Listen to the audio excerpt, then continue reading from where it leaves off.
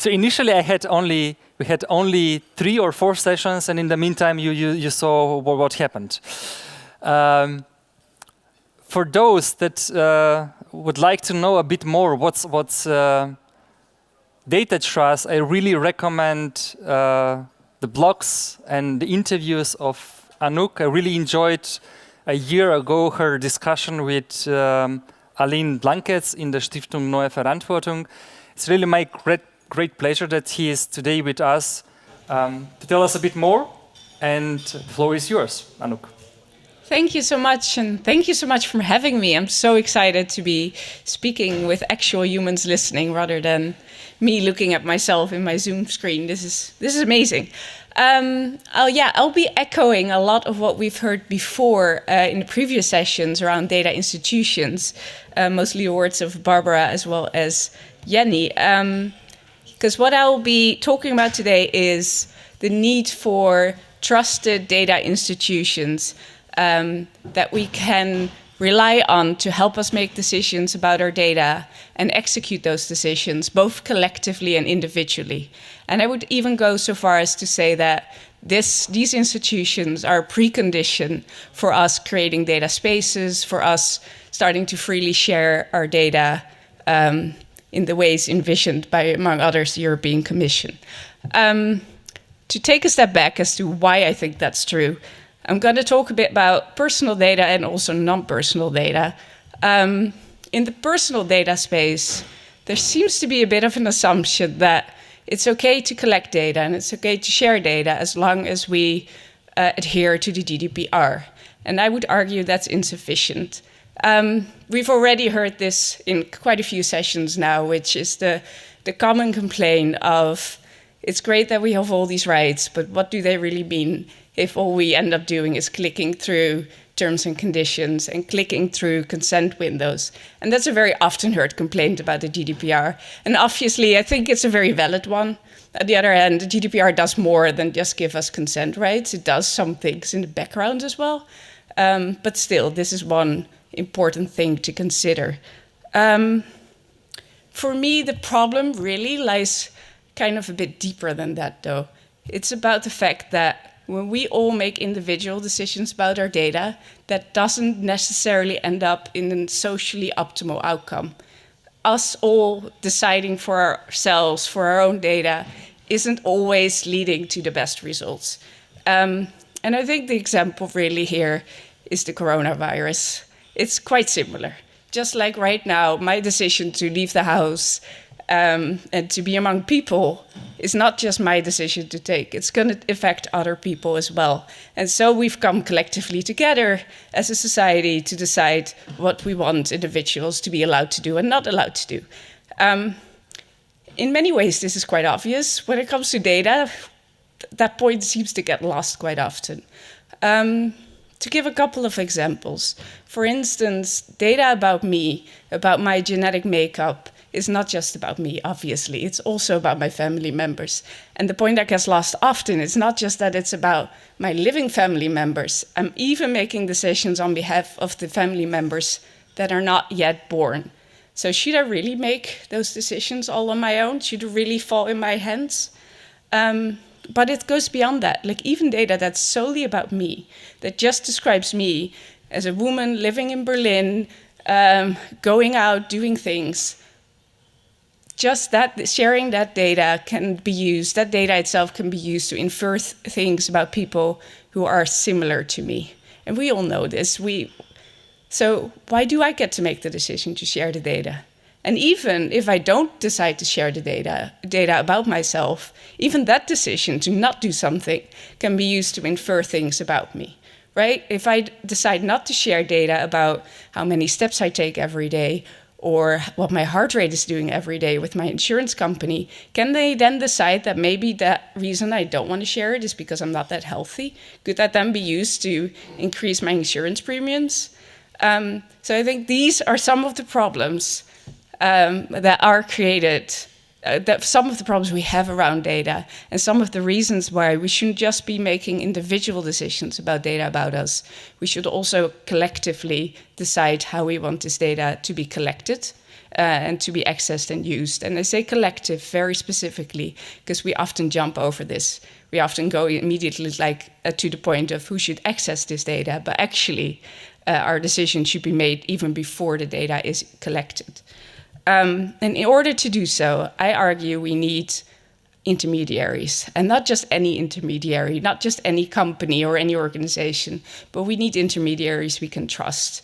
Intermediaries that don't have any other interest or incentive than to serve us, to look after our needs and our rights, so that we can either collectively come together and maybe make kind of direct decisions about what we want to have done with our data, or we can outsource some of those decisions to this intermediary, but we can then trust that our best interests are being listened to and acted on.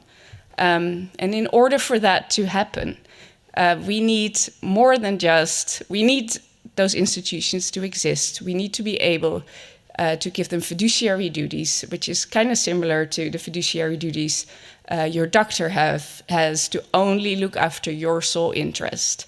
And similar to the doctor, we need a system of accountability around it so that it's not just a legal duty, but we actually have the transparency and accountability to, if that intermediary oversteps, we can rein them back in and or choose another one. So to go one step further, in order to do that, we need to be able to have our rights, our GDPR-given rights, managed partially for us by this intermediary. This intermediary needs to be able to act on our behalf. And right now in the GDPR, it's very unclear whether that's possible at all. Lawyers in Germany tell me it's not possible. Academics in the UK say it is. I would like some clarity. And if it's not possible, is it possible to make it possible? So that would be my first thing. But so far, I've only talked about personal data rights. Often when we think about non-personal data rights, we sort of assume that as long as there's no major trade secrets being passed around, data sharing is going to be kind of fine. And I think that's misguided. I think when it comes to non-personal data, we actually have a lot more work to do yet, because there's no GDPR for non-personal data. To give an example, let's look at agriculture. Back when I was still a journalist, I did a big piece of research around agricultural data in the Netherlands. And what we found was that the farmers that are currently buying the machinery that collects data about their cows, about their crops, about their land, those farmers, according to the companies selling the machinery, those farmers have a lot of rights over that. They own the data. But any lawyer and or person who has been in this world, in this data world a little longer, knows that that's not really a thing. And in fact, the farmers do not own the data. So what ends up happening is that companies get a lot of insight into what food is produced, not just by one farmer, but by an entire industry, and can use that data to game the system, to predict the supplies, to set prices. And this is not in the interest of the farmer. Sometimes it is, sometimes interests go aside, but it's not necessarily true.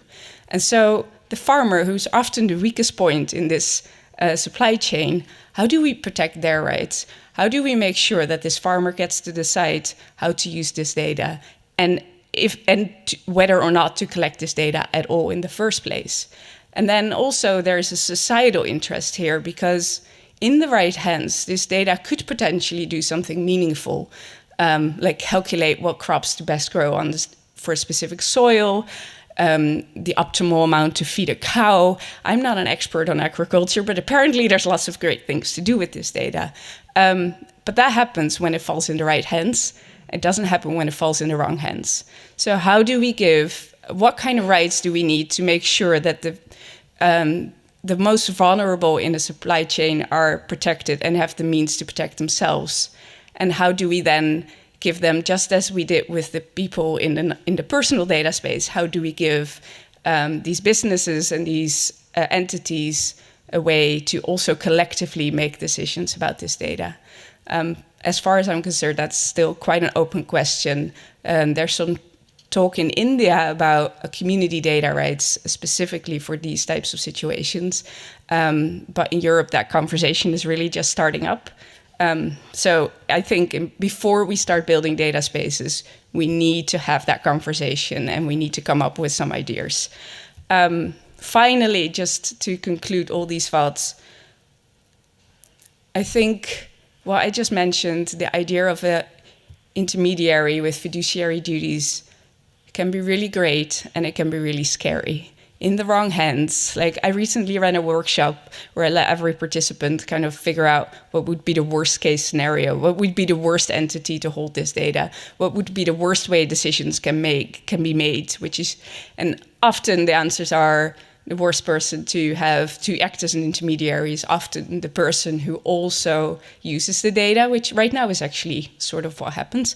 The worst way to make decisions would be in dark back rooms where no one knows what the decision was. And so there's a lot of good worst case. From there, we can maybe start to understand what the best cases are. But there's a lot of experimentation that's going to be needed to get us there. I don't think there's not a white paper that will save us all and can be turned into the perfect institute right away.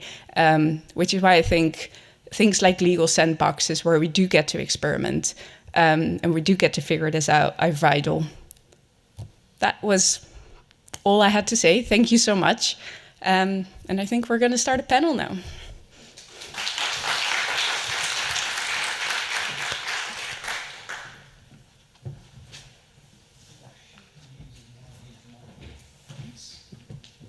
Is it on? Yes, you can hear me. Okay, thank you very much, Anouk, for that absolutely interesting, very insightful, and I think intellectually stimulating keynote. You've all already joined me on the panel.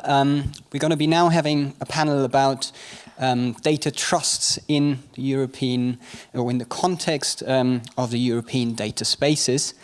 Apart from Anouk, we also have M.Schallbruch joining us. So Martin is Deputy Director of the Digital Society Institute at the European School of Management and Technology here in Berlin. And he's also a co-chair of the German Commission on Competition Law 4.0. And we also have S.Malik joining us. Shiv, you are the head of growth at Streamer, which is, I understand, the essentially decentralized platform or framework to crowdsource and manage and make usable crowdsourced data, essentially. We're going to get to a little bit more what that really is in detail later on. And then last but certainly not least, we do have M.Beyer-Katzenberger joining us again as the, well, you could say the policy representative almost from the European Commission. Well, you've already all heard Malte. I'm just going to check. Malte, can you hear us? Just give us a short hello, I'm here. I can hear you. Yes, excellent. Welcome. Great. Thank you so much. And I hope I have image and the sound at the same time, which this morning was too much for broadband. But I thought the previous session could have had. Yes, you're coming through a little bit interrupted. Sounds a bit patchy. I'll switch off the camera again. Yeah. If you can, I think I'll try it will be without helpful. camera. We will keep you in mind, and we will make sure. Well, I shout when I want to talk. Yes, we will do so. So what I also wanted to say, we want to, of course, have questions and arguments and maybe even controversy from the audience. So please do think about questions. In the second half of this panel, we should get to questions, really. Keep your breath for a little bit, but think about what you want to ask and what are the points you want to chip in. As I mentioned before, we have already touched upon quite a few of these issues that are relating to data trust. We've heard your keynote, Anouk. We've heard basically Jenny Tennyson. I'm not going to say preempting most of what we wanted to discuss, but certainly giving us the opportunity for quite a deep dive into the topic of data trusts. I'm just going to want to just briefly say what the second element of this panel is supposed to be, which is about sort of European data trusts in the context of European data spaces, right? data trusts are referred to, or they're sort of, some say name-dropped, at least in the European data strategy and the whole idea, and a recent Inception report on European data spaces. And just to highlight to you, there's been a recent Inception report on European data spaces, and the Commission basically identifies 4 sort of clusters in which a new breed of data intermediaries are supposedly, or potentially at least, of interest and valuable. And these are, first of all, there's the issue that we want to unlock value from public sector data, where unlocking that value really depends on the consent of third parties. There is also the issue that we want, and that refers to sort of the data donation discussion, that we want to, of course, support individuals and organizations in contributing data for the public and the greater good. And then there's 2 issues that are sort of related about lowering the cost of using data through better interoperability and standards, and also lowering the transaction cost of data through, and that's where it's mentioned, a new breed of data intermediaries. Now, since there seems to be some sort of emphasis on this, I was just really wondering, Anouk, you talked a lot about sort of almost the ethical values and the sort of normative value. You could say you took a very normative approach, I think. What is your response when someone comes and says, well, there's a transaction cost issue as well, and we should maybe even focus on that? How do you respond to that? Right. Yeah, so the lowering of transaction costs and data sharing, right? That's usually how we are framing this. There's kind of a knee-jerk reaction, which is like, oh, transaction cost, we don't like cost. Let's reduce all the costs, and that will be an automatic good. That's kind of how our brains do that little thing. And that's true when it's cost for no reason, when it's friction for no reason, when it's you want to cross the road and suddenly there's a bus in front of you that doesn't need to be there. But often some things that we frame as transaction costs are moments where companies need to figure out how to comply to the GDPR. I'm fine with those costs. And it could be moments in general where there's a bit of pause, where we all try to decide whether we want a thing in the first place. And in those cases, I'm fine with keeping the transaction cost. For the other cases where maybe we want to comply, we want to do everything right, but it's really hard right now, and that creates extra friction. For those cases, I do think that an intermediary could work quite well. I just don't want it to be seen as kind of a quick fix. So we put this magical creature in the middle of everything that will give us a quick answer for things, and then we can carry on with business as usual. Instead, I would like this intermediary to actually mean something, to actually have the duties that I spoke about, where it really is only acting in my sole interest, and it has accountability, and it has all these guarantees built in, and it actually fights for me. And that's one thing I did not mention. One of the problems with us making data decisions individually is the thing with this tiny fish and the big fish, right? It's like if all the tiny fish make it individual decisions, they don't get to negotiate with the big fish. I would like this intermediary to do that negotiating on my behalf and on behalf of the collective as well. And that could sometimes raise transaction costs. I'm personally fine with that. Okay, good. So not always lower transaction costs, but at least in the cases where, well, we can do it without too much concern, you could say. Now, Anouk has sort of implicitly raised another issue, which is, there seems to be different scenarios, circumstances, maybe in the term of Jenny, purposes for data trusts. And Martin, I know you've been arguing in a recent paper of yours together with Pencho, and I think Aline as well, on that there's a requirement to have these different meanings specified to really advance the discussion. Can you elaborate on this, please? Yes, thank you. I can, with starting 3 years ago when I was invited to the Republika conference here in Berlin, not on the question of data trust, but on the question how could we encourage the individuals to manage their personal digital life. And a colleague of me and I, we drop different scenarios. for encouraging people managing their more and more complex digital lives with hundreds of different user accounts, with different cloud services and so on.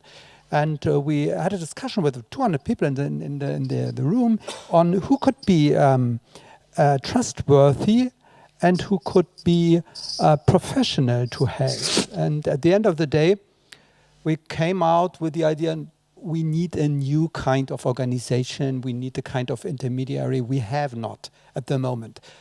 No individual will be able to manage his or her digital life on its own. I'm a computer scientist, and I struggle with the 275 at the moment user accounts I have. And the platform, the big platform companies who try to sell this, I manage your digital lives, will never be trustworthy because they have another business. So this was the first situation I had contact with the concept of a trusted intermediary. And years later in the Commission on Competition Law 4.0, we came to the idea of data trust from two perspectives. One perspective was we need more consumer choice in the market to facilitate competition, to guarantee competition. And consumer choice means the practical ability to change from one service to another service.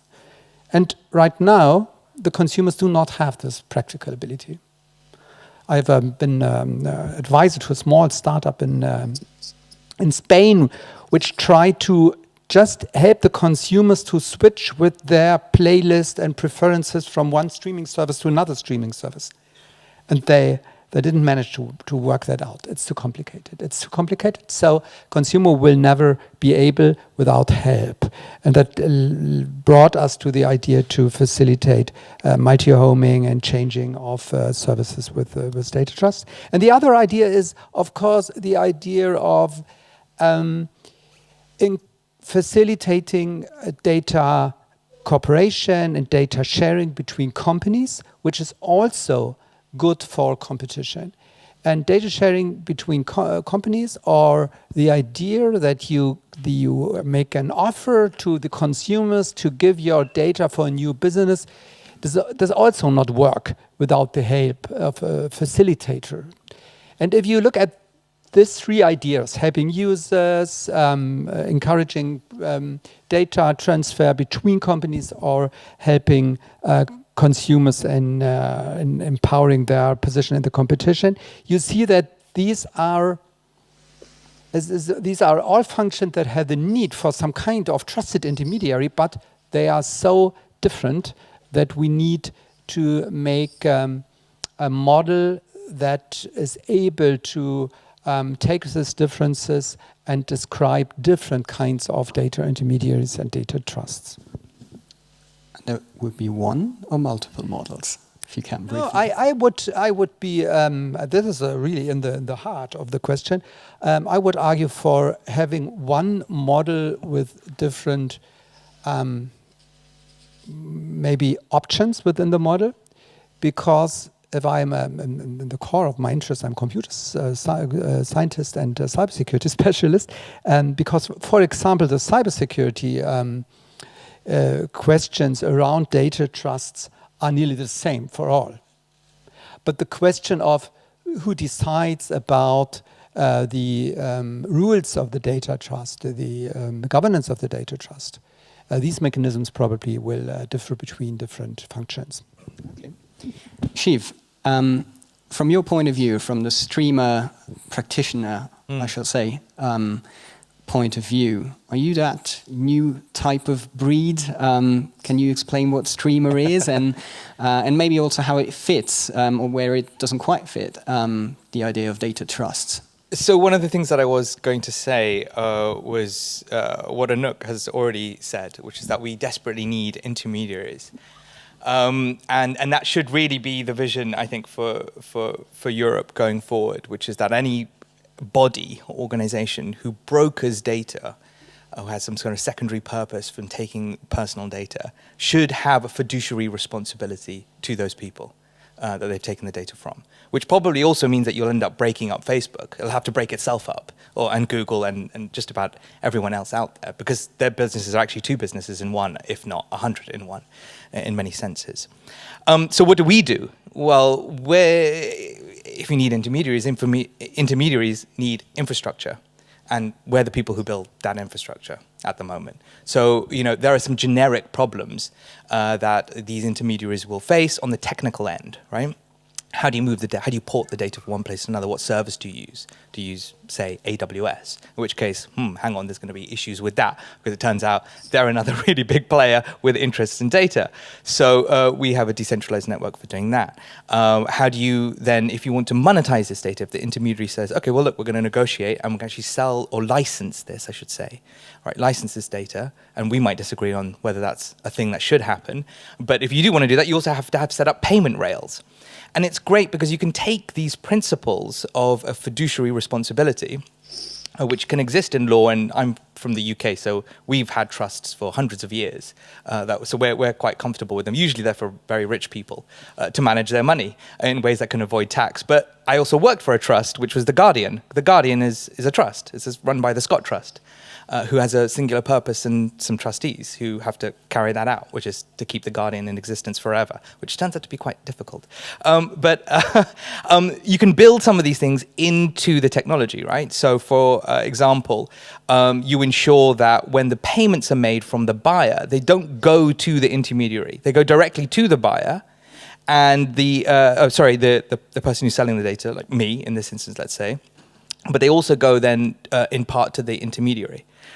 So it gets shared out by a smart contract rather than just going to the intermediary, where obviously the intermediary then goes, maybe we'll just keep a bit more this month for us, right? So there's things you can do like that, which is exactly what we're doing. Again, the data, how it travels, well, do you just send it all to the intermediary and then they decide where that goes? Well, that's another way of, in a sense, interfering with ordinary people's rights. So that's how we're building this infrastructure. There's already one data union, we're calling them. But at the moment, these terms are sort of interoperable. And they're called Swash, and they're a browser plugin. Can I just answer one point that you made, which is, if you wanted to have that switching thing, where everything falls down, right, between let's say you want to move from Spotify to Deezer, where it all falls down is in this very simple way. We built a data union from Spotify data. Why couldn't we commercialize that? Or why couldn't we give it to someone else to say, okay, now run this as a data union, right? Here, Spotify doesn't sell its data, nor does, say, Netflix, right? But now you could, right? As a user, sign in with Spotify to this data union, and there we go. We had 30, 40 people on it. Where did it fall down? Well, the API is controlled by Spotify, right? So they will just shut you down in a quick minute when they find out what you're doing. And then we went to lawyers. We went to one of the best lawyers in the world working in data, a guy called Ravi Nayak, who worked on the Cambridge Analytica case. And I said, look, GDPR gives you portability rights. Come on, this must be possible. No, it's not. You've got 30 days. It's like this was devised for the postal service, in the 1900s. They've got 30 days to deliver this data, and they can deliver it to you in any form that they want. So updating GDPR Article 20 is prime, absolutely prime, to then these intermediaries functioning in this way. Okay, excellent. I think you've already given us sort of like almost you dived us right into the very deep topics that we shall get into. But I first want to get to Malta. And it's sort of like it was, I don't want to say a deliberate attack, but there was a deliberate reason why I let off the other ones first go into muse a little bit about what data trusts ought to be, because I think there is a question to you now, how do these ideas, we've heard about sort of that transaction cost shouldn't always be the primary concern, that there is an issue with we need better definitions of data trusts, we need better definitions for the sort of fiduciary responsibilities and potentially also processes around data trusts. There's all sorts of sort of, adaptations potentially in a legislative way, some ways at least required. How does that fit your view on the role of data trusts in the European data spaces, and potentially also your vision into what they should evolve in that context? No, thanks a lot. I'll avoid the video, so you have a sound, and we can have maybe a podcast on this later. It's like listening to radio in the old days. Very inspiring. Can I say I'm into this now for 5 years. When I first sat down with people from My Data, what is now My Data Global, and discuss this issue for personal data problems. We called them the PIMs at the time, the Personal Information Management Services, or personal data stores. But also Ernst Hafen, famous founder of the health data, the Swiss health data cooperative concept, medata.ch, I think, was coming to visit us in around 2014-15. So since then, for me, it was always very obvious that we need what Jenny called data institutions. But it hasn't been obvious to anyone around me, almost. So this panel today, I would really enjoy sitting with you guys, because we're on the same page, but very few people out there still are. So there seems to be now a consensus on that panel, but it's not at all the case. And 1 week ago, I had to really sit down with a very influential colleague on GDPR matters to just explain what is this all about and why is that useful and desirable. That's maybe my introductory comment. And then I'll like to use my time to respond to a couple of things that I've heard. Let me first say, if things go well, and that's also another reason not to come to Berlin, you'll see action on the European level quite quickly, and you may be surprised. Read M.Schallbruch's paper, and you have already part of the answer that we will try to solve, and Shiv also knows a bit what we're talking about. So maybe certifying or having a certain framework where data intermediaries can get certified of whatever kind they are today is a desirable way forward. And I agree probably with many of you saying, well, it's still an emerging landscape. There's different models. We heard about the cooperative governance, which is probably the one that needs most development, despite Ernst Hafen's works back in the 2012 years, 14 years. But regrettably, I have not seen a data cooperative quite working at this moment. I know that Thorsten Dittmar is in the room from Poly. Maybe that will get it going at some point, but it's not yet easy. I had a conversation just before the summer where colleagues from the Dutch government think tank CBO were saying CPB, the Centraal Planning Bureau, were saying, well, maybe you start with associations that already exist, sports clubs. People already are in a cooperative situation, and then you now see whether it's useful for them to have a collective management of data. And then you build from this model. And that's I really found very intriguing, so I'm sharing it here. It's not my own thought, it's thoughts of other people. But to get the cooperatives going, I think is the hardest part. Get it going at the individual level, saying it's me and my data, as Teemu probably would say it, is maybe easier because you can actually route the addressee of who could now do what. Who can download an app and say, okay, from hence onward, I have a personal data wallet and I manage my data. And how is now this new app provider, together with the storage that he or she may offer, is being regulated or over monitored. But the two things in this personal data domain should be possible. And then, as Anouk says, there's the whole other world of very intriguing questions on industrial data. And in the pharma is maybe in the middle between person and company. Sometimes it's a single person exploitation, so it's more rooted in one person. But you can easily play also the same questions to commercial data. Let me also say that the second point to discuss this very seriously under the label of trust was obviously the AI reports that came out in the UK, Wendy Hall and Jérôme Pesanti, and Cédric Villani in France, who say, ultimately, to get an AI industry going beyond the walls of a big platform who already maybe has enough data, it means collaboration. It means joint exploitation of the data. And that's another use case of a data intermediary to say, well, this is about pooling resources, which we previously wouldn't have done so because the cartel lawyers came in and say, well, you're forming a cartel, or it was very, very difficult. And then this brings us to the transaction cost that we wrote down in that document that you referred to, Anouk. I think the Deezer example that we just mentioned and the API example is exactly about this. It's very hard to actually just execute rights that you currently have, because on the technical level it's made deliberately difficult, or maybe it was made difficult, because when the GDPR was written, which was roughly in 2011, bear that in mind, the proposal dates from 2011, or early 2012 rather, And people were thinking about switching providers at the end of a business relationship. Okay, it's once you leave basically Deezer and go back to Spotify or the other way around, that you then say, okay, now please give me my data so I can move to this new service provider. And this, to get this out of the mind of certain GDPR lawyers is already very, very difficult to see that data portability can enable possibly real time. But the standards that are required on Article 20, and I fully sympathize with what she was just saying, are not there. That's why in the data strategy you find a bit hidden the term, we need to enhance that right. And it's exactly this enhancement that we're having in mind. It requires some serious conversations with the data protection lawyers. It's also the question whether we can reopen GDPR at all. I don't think we can, because it's a very complex document.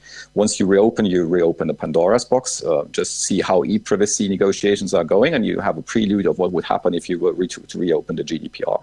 So the tactics, I think, that we can only apply at this stage is to say, well, then we have to have specific portability requirements in specific cases. One could be platforms. I'm speculating. It's not my file to negotiate the Digital Services Act. Simonetta is listening. But it could happen. And then maybe for the others, what about the cars? What about all your smart homes? Mark Alexander White this morning was saying we should look at the smart home environments. Can I port between my data to a new service provider? I mean, Zentralverband des Deutschen Handwerks is sitting at our doorstep and saying, what's the future of servicing your smart dishwasher? Is that basically locked in by Siemens? Nothing against Siemens. I'm using a Siemens dishwasher. But can they lock me into a service contract that you actually have no opt-out? So there's multiple. You see, I'm going in all directions a bit. So we need to get, I think, the intermediaries in the spotlight, and I think that we will achieve very, very soon. And then that could then indeed facilitate the emergence of a space. But you need to trust those, and all the elements that are mentioned in Martin Schallbruch's paper, and Pencho Kutzev and Aline Katz and all the others, they are all the right things are there, I think. And now we need to get it going, because we, last word, want to seize this window of opportunity which we have. I mean, the Commission only has basically elections every 5 years, and then you have a certain internal calendar logic that says we have to absolutely do it this year and not next year or the year after, because the cycles are what they are. And if we don't do it now or at the beginning of next year, we will only be able to do it in 5 years. So we reason a bit also from the calendar perspective a bit differently maybe than national governments, and that has to do a bit with the way we are doing policy making. I hope that brings a couple of points into the debate. Yes, thank you very much. It absolutely does. I think Shiv was looking forward to being in the spotlight or to unlock locked data. So. No, and that's really good to hear from Malta that those conversations are progressing at that level and with haste, because the haste is certainly necessary.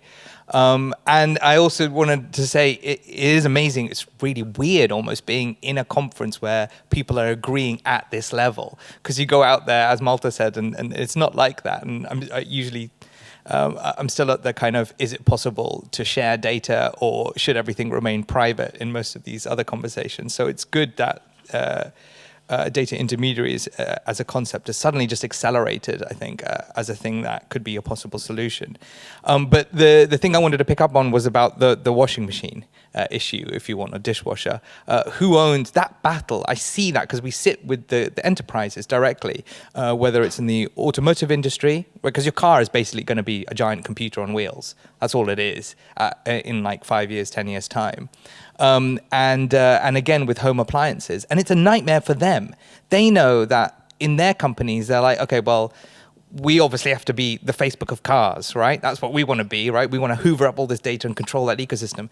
And then they sit with their partners and they realize, well, we have to act cooperatively. So they're like schizophrenic over this, and they can't come to common alignment, which means, this issue of smart cities, well, it isn't going to arrive unless someone devises these kinds of rules. So who's in charge? Is it the consumer with these enhanced portability rights? Is it governments who are going to say, well, you have to work together? Is it the ODI, kind of the earlier ODI version 1? It's all open and it should all be that way, but mandated by government in the end, I guess. It's very confusing for them, and that's what's killing innovation on that front. So it's necessary on that front as well to make that happen. So I guess there's another question sort of relating to that almost, because if we suddenly get these sort of, we suddenly get these connected devices, we do have them already, but we suddenly get to the point where we share data en masse at scale.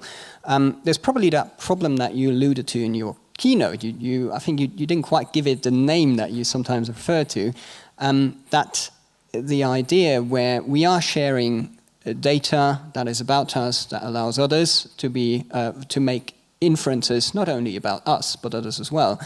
There's probably, that problem is really going to get really big. So if we're pushing data intermediaries, what role does that sort of problem play, and is there any sort of specific issue in how data intermediaries or trusts, specific intermediaries, should address that? Right. There's a lot in there. So I think I usually call this collective consent or collective decision making about data. And it goes to two problems. One is the negative or positive externalities of individuals making decisions about what data they want to have collected and how they want to have that access and used. And then the other one is the problem of non-personal data and power dynamics flowing from there. And I think I liked your washing machine example and also the car example, because this is sort of happening somewhat in the car space, right? Where data is being shared so we can create autonomous vehicles. And I'm wondering, like, sometimes all this data sharing and making data openly available is relatively risk-free, and there are no entities that are kind of getting smushed in the process. But as I gave us the example with farming, there are risks, and there is a real risk of exaggerating existing power imbalances by having this kind of data sharing. So to answer your question of what is the role of data intermediaries, like Martin said as well, like these things exist for a specific purpose. So let's say with agriculture, you could have an intermediary or data trust with a very specific purpose. Wow, my ghost is also here. With a very specific purpose of making data available for creating more sustainable agriculture. I'm just giving an example. I'm not saying this should be the case. And then for a specific beneficiary, and in this case, we could say the beneficiary is both the farmer as an individual as well as the collective of farmers. And suddenly you're presented with a different kind of profile or like a different problem to solve. You have to solve the problem of what is good for the individual, how do we protect the individual, but also how do we protect the collective and figure out what's good for the collective. That all sounds really nice, I think, personally. However, when we think about a collective, right, like usually when I say this, I think what people think is like, oh yeah, that's nice. And we all have the same ideas of what we need and what our interests are and our constraints. Obviously, that's not true. So there's definitely, even within, let's say, a community of farmers, there will be different needs and interests. And one may be more bigger and more powerful and may have a different interest in sharing data than the other one. And so negotiating that is going to be quite tricky.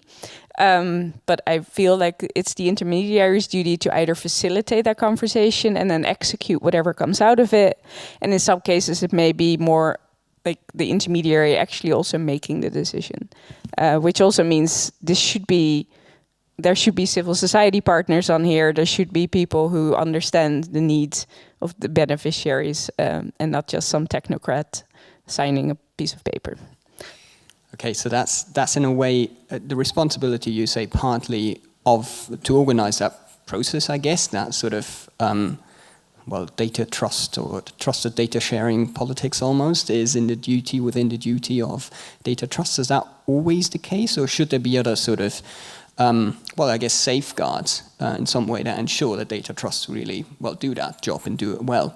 Many safeguards. So I could easily see an authority that oversees the data trust. I also very much agree with Martin. I don't think there's one model. I think there's many models. And just to clarify, because I don't think we have yet, a data trust really is, as far as I'm concerned, and people have different opinions on this, as far as I'm concerned, is a legal model. So it's the legal trust model. And that doesn't yet go to the governance model, which is really the question of how do we make decisions, who gets to make decisions, or even who gets to decide who makes the decisions. And then there's the technological model, which is how do we execute this and make sure that all the decisions we're making are actually honored and we can check that and there's transparency around that. So, and so basically for all these things I just described, there are different models that focus more on the one versus the other. And I think we need those different models because we're solving many different types of problems with many different types of groups of people. Sometimes these are corporations, sometimes they're just normal human beings, and they're going to have different requirements. Yeah. Anouk is referring to the different sort of models and ways in which we can sort of ensure safeguards. Can we borrow from already existing models, such as certifications and sort of seals of approval, maybe? Yeah, we have a model. We have a model of trust services, which is regulated by the IDAS regulation. Last week, I had the honor to be a host of the forum, the Trust Service Provider Forum for Europe, 169 companies, which are somehow offering services under the IDAS directive. So electronic signature service, electronic identification service, web service, authentication, and so on. These are trust services. And trust services are typically defined by a third party being the trust giver to others. So it's more than facilitation, it's more than intermediary, it's an additional function, the function of giving trust. And giving trust has something to do with standards, with certification, it has something to do with liability, of course. So the trust service providers have a very strong liability for example, if I have a service provider helping me with my electronic signatures, they have a really high liability that the electronic signature I have brought to a document is valid in 20 years. So this kind of standards and rules could be a role model for regulation and for certification and accreditation of certification authorities and so on. So we have all these instruments. And I also argue for dividing, very, very strictly dividing between data intermediaries as facilitators. Facilitators, for example, with respect to interoperability and standardization and collective will and so on, the one hand, and trust services on the other hand. So we have to make really clear what is a part of the trust spending the trust giver is doing. And the model the EU typically has in different kinds of regulation, not only IDAS, is to rule by some kind of accreditation bodies who typically oversee a market of private actors who do the certification of the trust service providers. Okay. So we name dropped the EU again, Malte, so I'd like to come back to you and, well, basically ask you what your view is on, well, ensuring that data trusts are trustworthy. Is that really sort of this sort of certification model? Is that a viable way? And then after that, after Malte's answer, I would like to come to audience questions, really, but before we do so, maybe you could additionally, in addition to the certification question, also give us some sort of concrete sort of insights, if you can, into sort of the almost next actions in terms of data trusts that you got in the pipeline at the Commission. Yeah, I mean, we're still in a mode of uncertainty. I think what we struggled with. And I really appreciated Martin's comments just now, is to get a solid definition. Because once you start, so to say, regulating and say, you guys need now to be certified, you have to be really sure that you got the definition right, that no one escapes the definition because he has a slightly different model.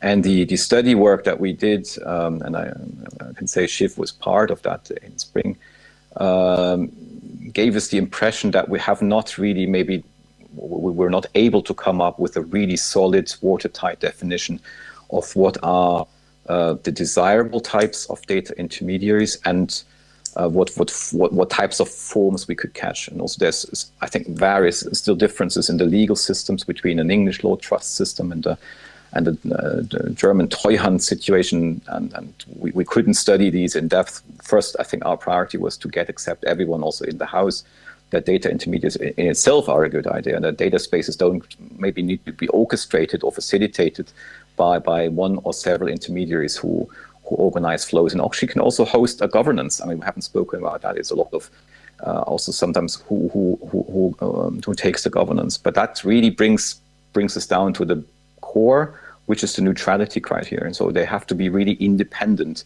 I wouldn't want to call them brokers, because in that context it's a bit of a loaded term, but it's about brokering relationships indeed between people who ultimately want to exchange maybe something directly without even the broker being in the transition line. So this is really where we go. So we will be fast but modest if we go according to plan, and then we have to see how we can be also agile enough to update once we have a much clearer landscape of how the market, so to say, how the models basically evolve and how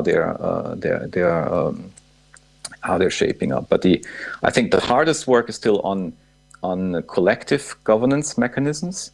I really like, I think the idea of representative panels, citizens panels, I think are called in the UK jargon Bürgerräte in the German diction, and Wolfgang Schäuble just spoke about them as a model, and the French have them also used for their climate discussions.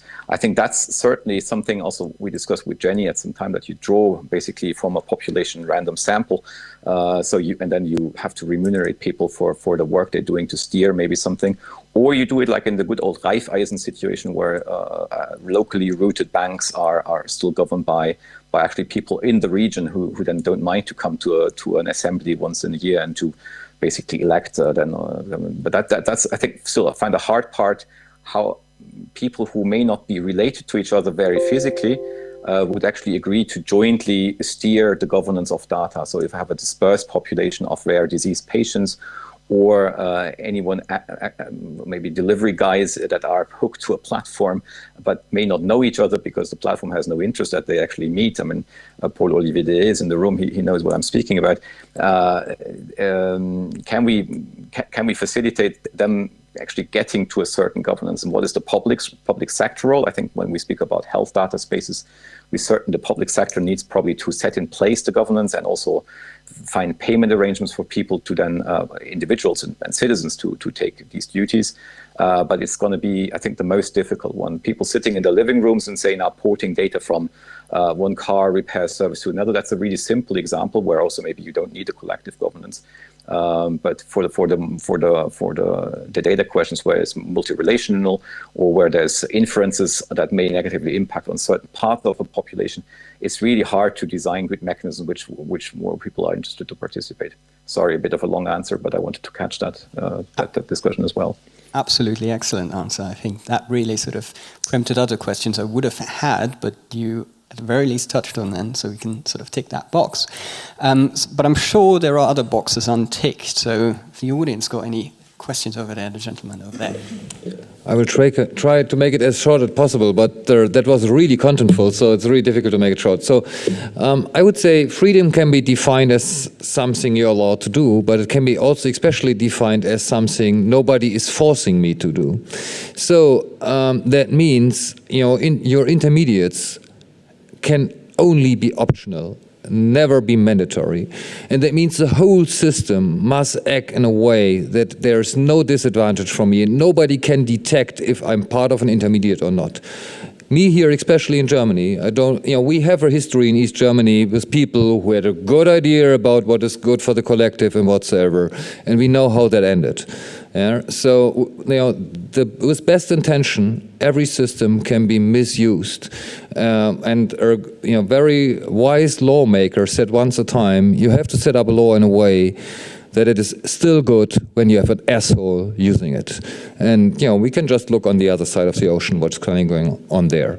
So second thing, what runs me a little bit crazy is that we have a tradition in IT to accept stupid systems, horrible software whatsoever, so that you're not able as an IT expert to handle 250 accounts. Has nothing to do with you that you're stupid. It is that the software is shitty. So let us fix the problem and not fixing the symptom. You know, we have to force them to build good software. And they are really good in consuming data because they're spending billions of dollars to make that really, really good. And there's no interest for them to make the export process as good as the import process. So the only thing what a lawmaker has to do is coupling the quality and the speed of importing data to exporting data. Then the problem is fixed. And last but not least, when we come to dynamics in that system, we should make, or we have to keep in mind that what our opinion is doesn't matter at all. It is about the people out there. And you know, if you're saying, hey, you know, we need another authority or another new job who's taking care of our consent or whatsoever, go out there, ask the people if they would prefer to have a simple text law or if they want to have a tax office. You know, let us make that things much, much simpler, and that's possible. It is not a problem that cannot be done. It is just something we have to do. Thank you very much. I think there's at least three questions in there, and well, there's probably more, true. I'm going to try and split that up. I think the negative externalities sort of bit is probably for you almost. There's the quality software bit, which sounds like Martin really. And then there is the, well, how do we ensure sort of, well, usability kind of bit, which relates, I guess, to what Shiva's doing, but I would also be interested in Malte's perspective on that, so we get a little bit of a business and maybe also a policy perspective. We'll see if it ends that way, but maybe if you want to start. Right. So you said it should be optional and membership should be undetected, right? That was, and I fundamentally, I definitely fully agree with specifically the letter. Membership should be undetected. It shouldn't be that your membership to some health data trust or some any kind of data trust is also data, right? Like that's a data point. We should keep that secret. I feel like, yeah, that is fundamental. On whether or not you should never be forced to participate in a data trust. However, when you're sharing data and when that holds an externality, I could imagine there being repercussions to not joining one. But yeah, so it gets into really tricky territory because it gets into the territory of the choice, the quote unquote choice we have right now, where we can either choose to join Facebook or to not have or see our friends, which is not really a choice. So this is a tricky one. I don't have a definitive answer. I don't think the answer is on either extreme. I think it's somewhere in the middle. And just to give an example of how things could go wrong, in India right now, there is a proposal for data trust on a community level, specifically around non-personal data.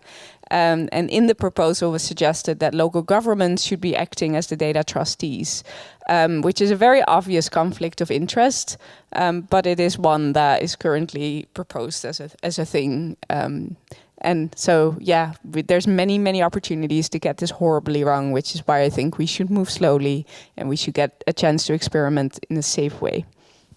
Thank you. Quality software, Martin. Shitty software. The question of shitty software. Well, I think from my cybersecurity perspective, I think we need really change in the liability for software. EU has not up to now managed to do that. We have the Cybersecurity Act, which is just a voluntary certification framework, not more. But the core of the problem is the quality of the software, and you can change this problem only if you put more liability to the manufacturers of the software. But the other question I would like to raise is that the problem of the 250 user accounts, and at the moment, every single European has an average of 200. So it's not extremely much that I have 250. The problem is also that we do not really have a kind of a trustworthy electronic identification. We did not manage that in Germany. Some northern countries have managed that better. And I'm a strong supporter of the EU trying to bring out voluntary EU ID to help to reduce the complexity, because I would like to use the EU ID instead of using a Facebook ID or Apple ID or Amazon ID. Okay, a couple of things. One, if you want a vision for this, again, maybe it would be, I want this industry to be as sober as the insurance industry, but as convenient as using Uber, right?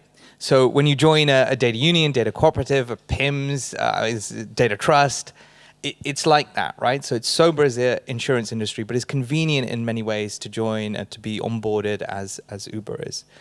Or any other GAFA app. Another thing is that we often forget, and Glenn Weil in the US with Radical Exchange is really good at this, drawing out, look, we often get stuck in this model of it's government on one end and it's individuals over here, and we've forgotten, and Germany's a wonderful bastion for this, it's all these things in the middle called institutions and civil society, and small and medium enterprises and banks and et cetera, like, they play a massive part in everyone's lives. So that should fit into there. Like, we often get segmented into it's either government or it's either individual. So let's not forget that and where it fits into the structure. On the technical side, or maybe to answer some of the other things, we call it a union because we've been through this before, half of these problems, called labor unions, right? Oh, no, do I have to join? Well, no, you don't. Maybe in some countries, it turns out maybe you do, and the laws are slightly different. Oh, but how do I, are these people how do we get governance for these unions? Okay, well, they have governance, right? It's not always great, but, it happens. And by law in England, in Britain anyway, they have to have some governance, right? Great, all right. So we've done these things before. So these aren't new problems, if you want. Last thing is on the OAuth system. The great thing is the GAFA they've built the door for us, right? They just keep it closed at the moment, but you can ask them to just open it. And the OAuth system, which makes it really convenient for everyone to sign in with Google or Facebook, it's there. That's the same thing you'd use to sign into a data intermediary, a data union or cooperative. So it doesn't cost them anything. And all that, for example, Netflix would have to do, just open out its API. It takes them, it won't take them very long and it won't cost them very much money. They've already got the API, just need to open it. And it needs to be that they can't exclude people from there. The question is, can they exclude companies? Yes, fine. But can they exclude individuals from porting that real time? That's why I think that we need that revision. Malte, any additions from your perspective? 2 points. The liberty to abstain. And I mean, Schiff's point on the trade unions, the Germans that are in the room remember the question of Allgemeinverbindlichmachung von Tarifabschlüssen. So if there's a competitive landscape, which hasn't been the situation in many industry sectors in Germany, but in the rail sector it has, where there's several unions competing for membership on train drivers and train attendants, and they all represent maybe a fraction, 20%, 30% of the total population.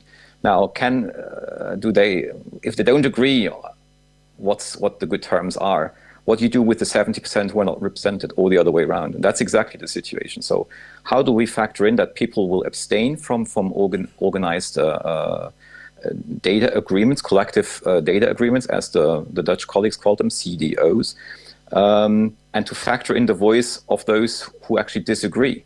And that's really the hardest part, and Anouk referred to that, in designing the governance, so that also those who think no data sharing should be possible are heard. And the question being, do they then have an obligation to participate in the process? Or how do you actually make sure? And that's where my random lottery system comes in place, because with the random lottery, you get a representative citizen sample, and hopefully you hit people who also disagree and say, I should have a liberty to abstain. And in my random citizen panel. Obviously, you can't then object because otherwise the composition of the panel is at risk, and you need to really force a representative sample. Otherwise, this can't be an opt-in, opt-out system. It has to be really compulsory. But that's really a question for further reflection: how to really ensure that all voices are there, including those who say this is I generally disagree with data and data sharing at all. On the import-export equation, well, I think the tricky question is whether a company like Facebook, and read the white paper on data portability that they have issued, and the attention that Mark Zuckerberg himself gives to the subject, is not actually showing us also the risks of data portability. That the question is open, and I think the Datenethikkommission report alluded to this, if I'm not remembering things correctly, that it's not straightforward to say who's going to benefit most from data portability.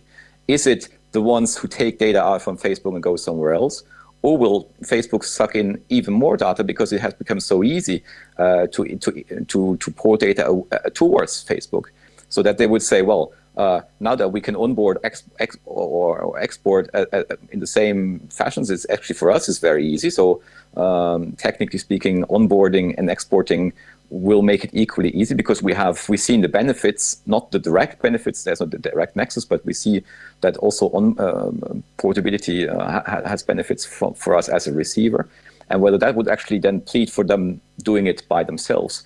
Otherwise, I'm not quite sure how to formulate a legal requirement saying, well, you shall spit out the data as easy as you made it for the individual to onboard you in the first place. Well, we can think about that. It's an interesting thought. Thank you very much for that. Thank you, Malte. Do you have one more question? Yes. So I would like to, well, maybe to start with, great to hear that apparently a lot of people have read Martin's, Pencho's and my paper, and I hope it's not the conclusion, but actually something that we will continue to build on, because I think in many ways it's really not conclusive at all. And that's where my question comes in. Malte has been talking about certification. I actually also very much like Anouk's approach of experimentation. But say, if we go down the route of certification, I mean, Malte, you already mentioned kind of it's not really clear, or there's kind of not really a complete set of factors that need to be given.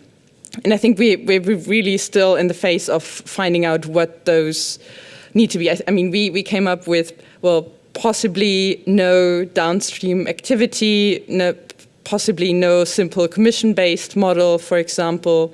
But I would be keen to know from you, kind of, if you think about kind of the most important safeguard, or maybe two, like that you think need to be in place for this a trustworthy institution to work. What would those be? What's on your list? Excellent. Most important safeguards, I think, can almost start around. Anouk's got the micro in her hand, so. First of all, the legal one, which is the safeguard, is the fiduciary duties. I would say that is the most important one. But then it starts to really quickly depend on the purpose of the data trust. The other safeguard, but that's not so much. So I'm really trying to answer this in the context of, if I were to certify this, what would I look for? And I think the other one is very much transparency about decision making. And that sounds like a little bit like a weak one, but I basically want a daily log of all the decisions made by the trust. And that's something that they may have updated it, but I was missing a bit in the FinData story, is like, how do we know what decisions you're making? Because then we can start protesting those decisions. If I could just add a little bit to, I think the point you made as well, which is like, I don't think we're at the certification level at all. I think we need to see more examples in the wild, hopefully in a way that's not hurting people, to understand what good looks like. I don't think we know that yet. Yeah. Thank you. Just going to... I'll try and be really super brief then. In some senses, I'd say, look, the fiduciary duty kind of really gets at most of the problems, right? Because are these intermediaries going to treat these people as users or members, right? And that'll separate them out, basically. Like, are these people that we just like earn money from, or are these actually people we're supposed to represent as agents in the world and to their best benefit? Because, you know, you look around and you see these intermediaries, and they're not intermediaries at all. They're like, we'll give you a discount off some other thing, or we'll enter you into a lottery, just give us your data, right? You're like, you're not the same as what we're trying to build. And that's dangerous. The other thing would be, and this came from some market research we did at the beginning of the year, where we just talked to people. We're like, what was your fears about these things? And one of them repeated things was, yeah, we'll put our faith in it, and we'll be there for years. We'll build it up, and then Google will buy it out. So how do you stop that? Fiduciary duty might help that. But also equity ownership. Nathan Schneider out in the US has been working on these kind of exit to community schemes.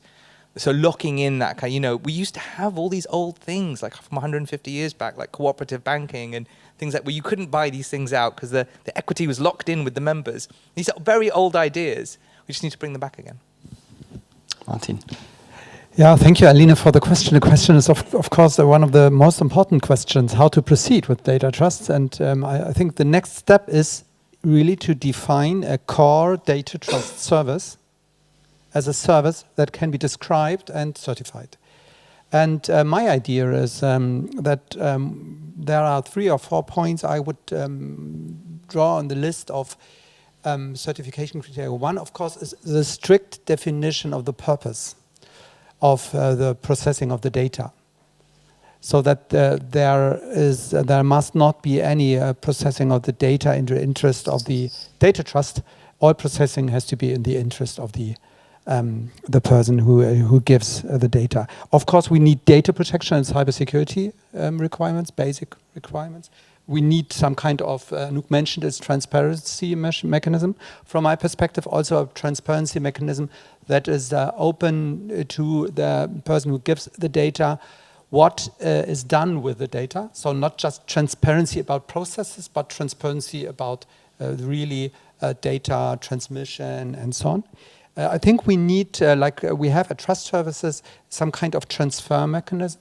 So if I want to change from this data trust to another data trust, the data trusts both have to cooperate to do a smooth transfer of my data, and we need some kind of oversight, special oversight body for data trust. That would be my wish list for a core, I would call it the core data trust service. And I think we have a strong need to define this kind of core data trust service because a lot of sectorial regulators are right now working on more and more data trust-like models. If you look at the processing of data that are out of the car, who gets the data of the car? There are some data trust models in discussion. We have data trust models around cancer register. We have data trust models around, in Germany, for example, there we have a new law that is just in the process. It's called Register Modernization Law for bringing together registers of public sectors, and they are building some kind of data trust mechanism. And so everybody in the governments in Europe is building kinds of data trust mechanisms, and I think we have to be very quickly with defining a core trust service so that at the end of the day we have the chance to regulate this zoo of data trusts. Thank you very much, Martin. I think, Malte, if we can get some remarks from you, and I think in the interest of time, I appreciate that as a slightly sudden death scenario, but it's almost conclusive remarks, so if you want to add your points on what should be the primary safeguards. Thank you. No, thank you for the question, Alina, and indeed, I mean, it's a very good paper, and as you were one of the wonderful authors of this. I fully agree that we're not there to certify, and I didn't want to be understood that we will go for certification. I think my earlier remark that we're not really, I think, quite able to define the object as well as Martin did in his remarks, shows that we will not go in that road, but we rather give we're going to be descripting certain models which we have observed out there, and then we were more thinking in terms of a seal situation, and the seal would be certainly voluntary, and that already would maybe shape this kind of emerging market, if you want, or this kind of shape emerging intermediaries. What is also very important is, and we hadn't really gotten to clarify this, and you made that question earlier, is it possible under GDPR to confer rights to a trust? My reading is it's not possible, and to be quite open in his audience, I think we haven't had really the chance with the colleagues to sit down on this specific question either, so we don't know. So it would be, at the moment, there, in the worst case, a consent aggregator and consent manager. So where all your consents that you have ever given are put in one place, and you basically keep a log for yourself what you consented to. If that's already, I think, quite a step forward to the current world where you consent and the consent travels away. And the whole notion of consent receipts that were developed also in the My Data remit, I think, has never really seen the light of the day, but it should. It should. That you get a receipt for what you consented to, and if you store it somewhere, not on paper but digitally, and then a machine will find it back for you if you wonder whether you should withdraw consent. That's already very important first step that we can't even do today. And it's a basic right to be able to withdraw consent, and we can't. So sometimes it's as basic as that. The My Data paper on what they call My Data operators is a very good read. I should maybe make advertisement, unless Temo has done this in the session before, but the sound didn't really come quite well. So this is where we want to hit. So it's going to be a first attempt to do it. But then, as Martin said, we probably need to make the next steps quite soon and see how quick we can regulate this. Because one thing, and that was said before, is very important. I think we need more division of labor in the data economy, division of roles and division of responsibilities. Not everything should be packaged in a conglomerate situation maybe anymore. That's at least the vision we try to move forward. And we're opening that, we try to open this possibility, and whether the market will pick up on that is then really a question. And then we'll see whether, if the market doesn't pick up, but everyone agrees it would be nice if it happened, whether then you come in with a stricter regulatory force in a later stage, not now. Excellent. Thank you very much, Malte. So there's basically two take-home thoughts. Well, not take-home, but take-in-the-break sort of musings. And then one recommendation for the My Data Operators paper. And yeah, thank you very much for this very interesting panel. I think that was a very interesting discussion. Thank you also, Malte, for joining us remotely again. And that concludes the panel. Now I hand over to Pentro. Many thanks. It was really a pleasure to listen to you.